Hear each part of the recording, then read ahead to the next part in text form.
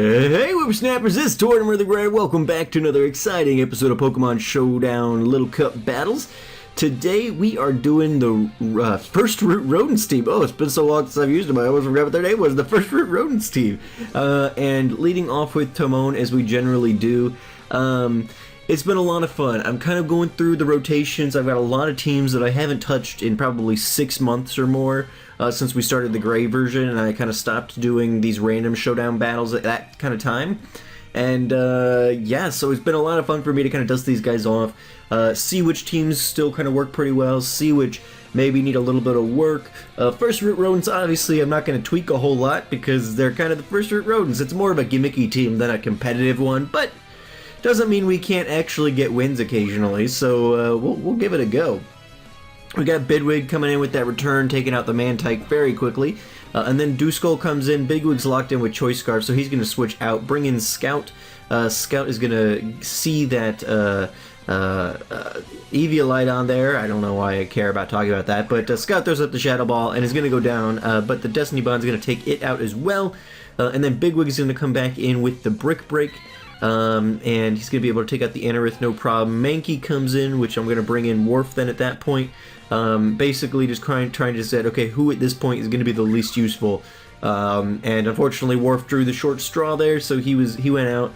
I figured Zigzagoon and Derpina had a better chance of doing work against the remaining Pokemon, so fortunately Worf went down, but Bigwig switches out, Derpina comes in. I set up a curse while the Anorith is sleeping away, and then we're going to throw up the Aqua Tail, which is going to do good work. Not kill the Anorith, but put us in range of the Quick Attack, so we're able to finish it off the next turn. So yeah, this is a fun team. I always love using these guys, and sometimes it's hard to get good battles with them, but this time it wasn't even all that hard. I only had to do like 3 or 4 battles before we got the 2 we're going to see today. So yeah, it was a good time. So let's check out the next battle, shall we? Here we go.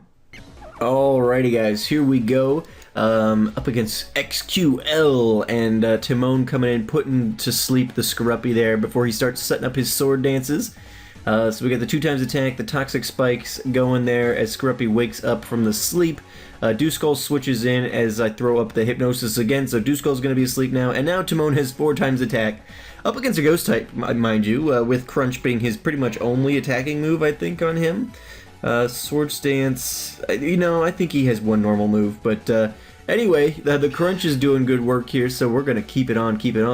The Earthquake does hard damage against Timon, but able to put the Archon to sleep there, and we're going to go ahead and continue crunching, ripping through the team here. So sometimes we have trouble getting battles, and sometimes it goes okay, and so Timon did some good work there before going down to the Elekid, but opens the door for Bigwig to come in and Choice Scarf Earthquake, and so we're able to take out the Elekid, no problem at all.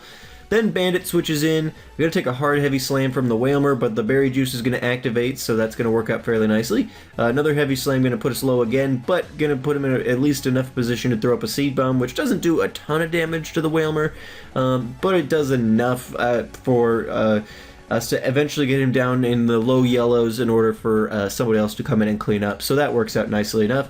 And then Worf going to be able to come in with the Wild Charge there, finish off the Water-type Whalmer, leaving them just with their Skorupi, and so XQL decides to forfeit there at the end. So, you know, it's good to get outright wins, and I don't normally like posting forfeits, but on the last Pokemon, and especially with a team like this, if the First Root Rodents team is so dominant that it forces a forfeit, that's pretty entertaining. So yeah, we'll take it. Oh, hey buddy, my dog just licked my hand and scared the crap out of me. Thank you guys so much for watching. I've been Tortimer the Great, and you guys have been great. Make sure to leave those likes, comments, and subscriptions for me, guys, and I'll see you all back here next time. Alrighty, have a good one.